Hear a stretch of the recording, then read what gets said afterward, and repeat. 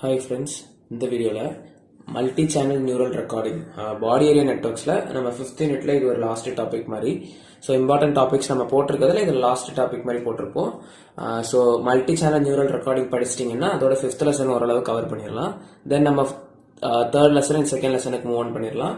அது ரெண்டுத்தையுமே நான் மிக்ஸ் பண்ணி ஓவராலாக இம்பார்ட்டன்ஸாக பார்த்து 2 லெசனுமே ஸ்பீடாக எக்ஸாமுக்கு முன்னாடி க்ளோஸ் பண்ணுற பார்க்குறேன்.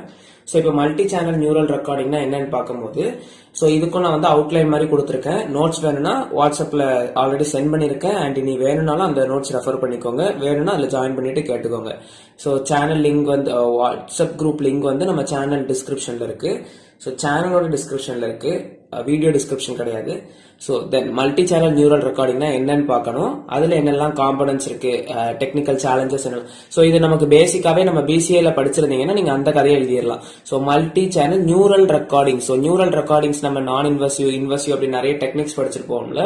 ஸோ அந்த டெக்னிக்ஸ்ல நம்ம மல்டி சேனல்ஸ் யூஸ் பண்ணி, ஸோ சேனல் வந்து என்னது, நம்ம wireless technology, so frequency channels அது எல்லாத்தையுமே நம்ம லிங்க் பண்ணி இங்க எழுதுனா போதும். So first multi channel neural ரெக்கார்டிங்னா என்னன்னு பார்த்துட்டு அதுக்கப்புறம் அவுட்லைன் போவோம். So multi channel neural recording within body area networks represents advancements in biomedical engineering and neuroscience. So இது ரெண்டுத்தையுமே லிங்க் பண்ணி தான் நமக்கு இந்த மல்டி சேனல் நியூரல் ரெக்கார்டிங் கொடுக்குது. ஸோ பயோமெடிக்கல் இன்ஜினியரிங் பத்தியும் நியூரோ சயின்ஸ் பத்தியும், ஓகேவா. Then this technique allows for the simultaneous monitoring of electrical activity. So simultaneous monitoring of electrical activity from multiple neurons. So multi channel neural recording, multiple number of neurons ல இருந்து நமக்கு gather பண்ற அந்த electrical ப்ராப்பர்ட்டியை at and டைம்ல நமக்கு இந்த system use பண்ணி கேதர் பண்ண முடியும்.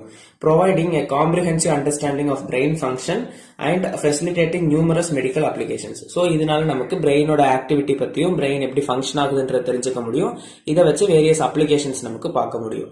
ஸோ ஃபர்ஸ்ட் காம்பனன்ஸ், இந்த பாயிண்ட்ஸ் தான் எழுதணும்லாம் கிடையாது. நீங்க உங்க ஓன் ஸ்டான்சஸ்ல உங்களுக்கு எழுத தெரியும்னா சொல்ற பாயிண்ட்ஸ் மட்டும் கேதர் பண்ணிட்டு மீனிங் புரிஞ்சிருச்சுன்னா அதை வச்சு நீங்களே பாயிண்ட்ஸ் எழுதிக்கலாம். So components of multi channel neural recording in BAN என்னெல்லாம் இருக்குன்னு பார்ப்போம். ஸோ ஃபர்ஸ்ட் வந்து என்னன்னா micro electrode array. So micro electrode அரேல நமக்கு டிசைன் ஒன்னும் பிளேஸ்மெண்ட் ஒன்று இருக்கு. ஸோ ஃபர்ஸ்ட் மைக்ரோ எலக்ட்ரோட் அரேனா என்னன்னு பார்ப்போம். ஸோ மைக்ரோ எலக்ட்ரோட் அரேனா நம்ம நார்மலா பிசிஏல பார்த்திருப்போம். ஸோ எலக்ட்ரோட்ஸ் பிளேஸ் பண்ணி தான் நம்ம வந்து என்னது சிக்னல்ஸ் அக்யூஸ் பண்ணி எடுப்போம். நியூரல் ரெக்கார்டிங்னா இது பிரெயின் ஃபங்க்ஷன்ஸுக்கு தான் நம்ம யூஸ் பண்றோம் இது ஃபுல்லாவே.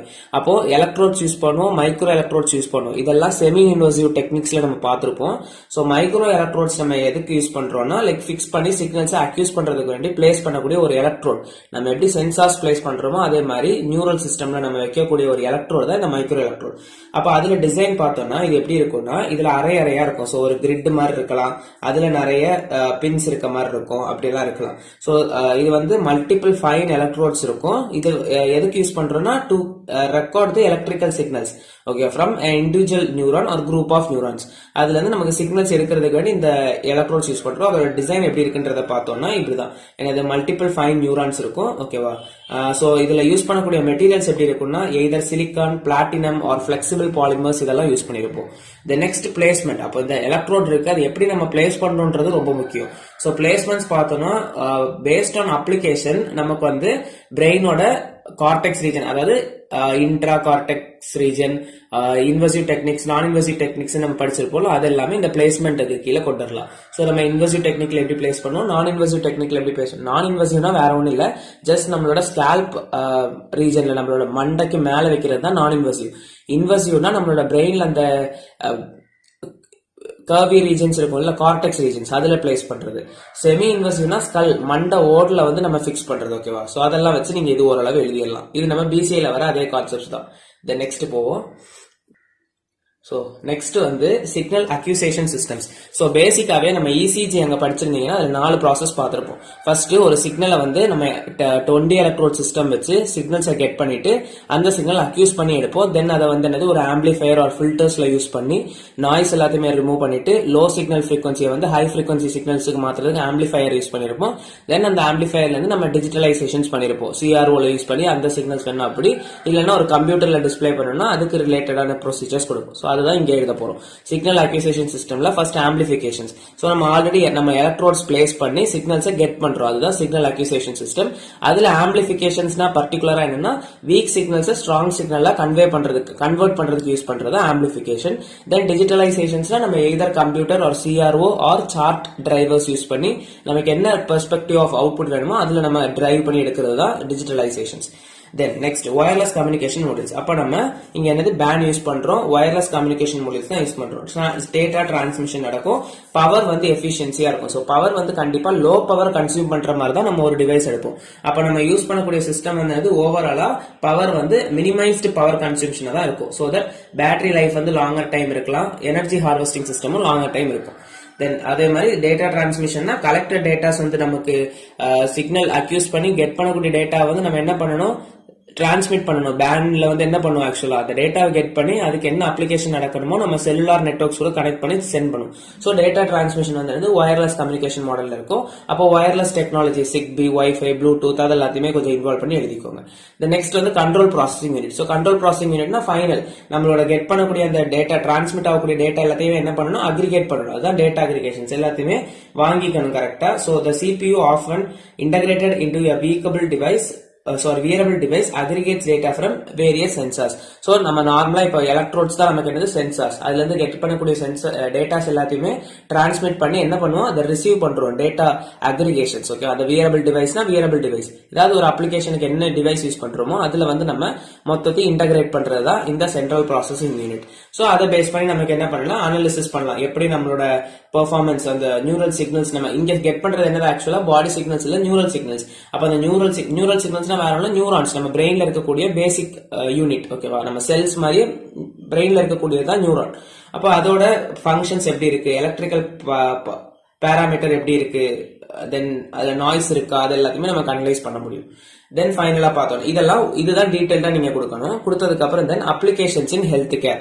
So applications in health care பார்த்தோம்னா epilepsy monitoring and management. So epilepsy monitoring and management ஒரு வகையான டிசீஸ்.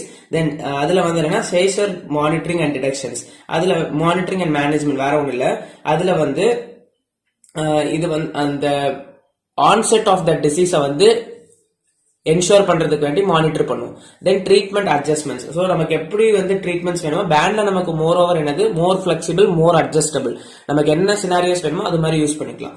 நெக்ஸ்ட் வந்து brain machine interface. Main machine இன்டர்ஃபேஸ்னா நம்ம பிசிஏல படிச்ச அந்த கான்செப்ட்ஸ் கொஞ்சம் எழுதிக்கலாம், அதுல எல்லாம் யூஸ் பண்றோம். மெயினா epilepsy monitoring and management use பண்றோம். தென் பிரெயின் மிஷின் இன்டர்ஃபேஸ்ல யூஸ் பண்றோம். நியூரோ டீஜெனரேட்டிவ் டிசீசஸ், அதாவது பார்க்கின்சன்ஸ் டிசீஸ், இதெல்லாம் என்னது பிரெயின் டிசார்டர்ஸ். பார்க்கின்சன் டிசீஸ் அதாவது மூவ்மெண்ட்ஸ் பண்ண முடியாதவங்க, ஹல்ஹைமர்ஸ் டிசீஸ், இதெல்லாமே நமக்கு இந்த பேண்ட் மல்டி நியூரல் ரெக்கார்டிங் சிஸ்டம்ஸை யூஸ் பண்றோம். இதை யூஸ் பண்ணி இந்த டிசார்டர்ஸ் எல்லாம் ஃபைண்ட் பண்றதுக்கு ரொம்ப யூஸ்ஃபுல்லா இருக்கு. தென் நெக்ஸ்ட் பார்ப்போம்.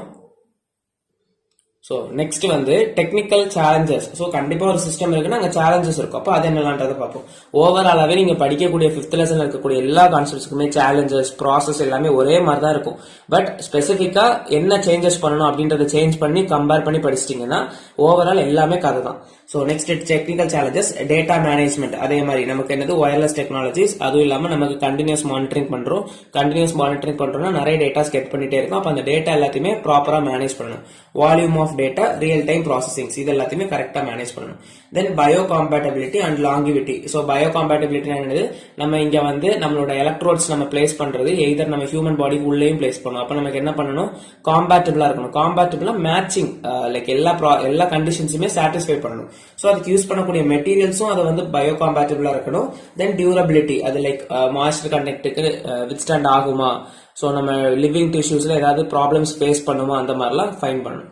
தென் பவர் சப்ளை கண்டிப்பா ஒரு சிஸ்டம் எடுக்கணும்னா பவர் சப்ளை எப்படி இருக்கணும், கம்மியா இருக்கணும். ஸோ தட் நம்மளோட பேட்டரி லைஃப் வந்து இம்ப்ரூவ்டா இருக்கும்.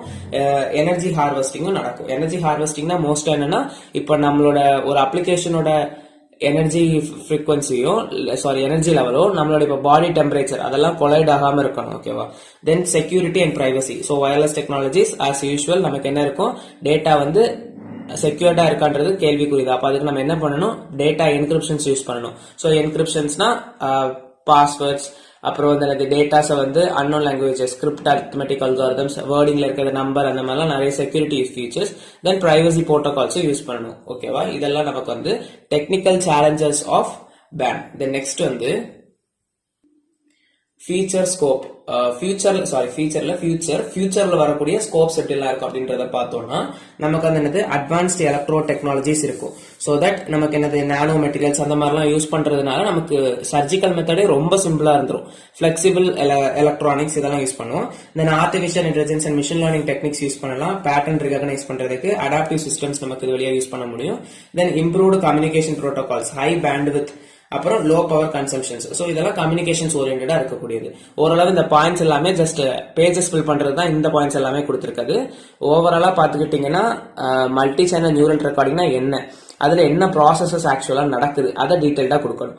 கொடுத்ததுக்கு அப்புறம் அதுல நம்ம எங்கெல்லாம் இதை அப்ளை பண்றோம் வித் ரெஸ்பெக்ட் டு பேன் நம்ம பார்த்தோம்னா எங்கெல்லாம் அப்ளை பண்றோம், அப்புறம் வந்து அதுல இருக்கக்கூடிய சேலஞ்சஸ் கண்டிப்பா எழுதணும். அண்ட் சேலஞ்சஸ், தென் ஃபைனலா ஃபியூச்சர் டைரக்ஷன்ஸ் கொடுத்துருக்கோம் based on needs and future plans. ஓகேவா? ஸோ பிடிச்சிருந்துச்சுன்னா லைக் பண்ணுங்க, ஃப்ரெண்ட்ஸுக்கும் ஷேர் பண்ணுங்க, கண்டிப்பா யூஸ்ஃபுல்லா இருக்கும். சப்ஸ்கிரைப் பண்ணிக்கோங்க.